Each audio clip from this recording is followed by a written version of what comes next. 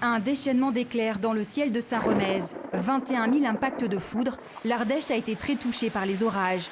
Un déluge de pluie a gonflé très rapidement les cours d'eau du sud du département. Les routes inondées sont devenues des pièges pour des automobilistes qui avaient sous-estimé la montée des eaux, comme ce conducteur. Ça glissait avec l'eau et m'emportait. Vous avez eu peur? Moi, pas trop. Pour mon véhicule et pour le matériel, mais moi, c'est nager. Avec une centaine d'interventions et de sauvetages, les pompiers ardéchois ont été bien occupés.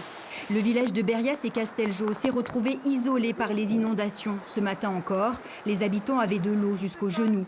Dans les campings, au bord du Chassezac, la nuit a été courte. Au petit matin, l'eau s'est infiltrée dans les tentes. Les campeurs se souviendront longtemps de cet orage. Beaucoup de pluie. Beaucoup de pluie. Oui. Beaucoup de pluie, ça c'était impressionnant. Et puis voilà, mais ce qui allait bien, c'est qu'il n'y avait pas de vent. Donc ça, on sent un peu moins en danger, parce que quand il a commencé à avoir du vent, tout se soulève. Enfin, c'est un peu l'enfer, on va dire. C'est surtout les coups de foudre. Ouais. Quand ça tombe, on se demande si c'est pas nous qui allons le recevoir. On n'est pas à l'abri. C'est pas la pluie, c'est rien. C'est pas l'eau. C'est pas l'eau, c'est les coups de foudre quand ils se mettent à tomber. C'est très surprenant, très surprenant. On a vraiment une trouille. Enfin, moi, j'ai la trouille. Pour cette famille du Pas-de-Calais, la semaine de vacances s'achève prématurément. De dépit, la tente finit à la poubelle.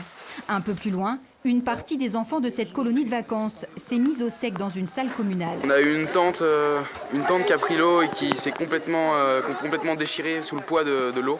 Parce qu'il y avait quand même beaucoup de précipitations sur une partie de la matinée.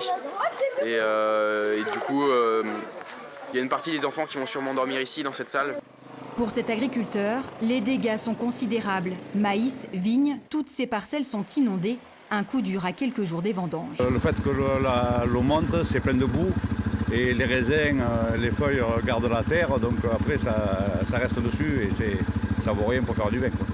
Nettoyer, sécher. Petit à petit, les vacances reprennent leurs droits. Mais pas question pour les baigneurs de retrouver les joies de la rivière. La navigation sur l'Ardèche sera interdite jusqu'à samedi.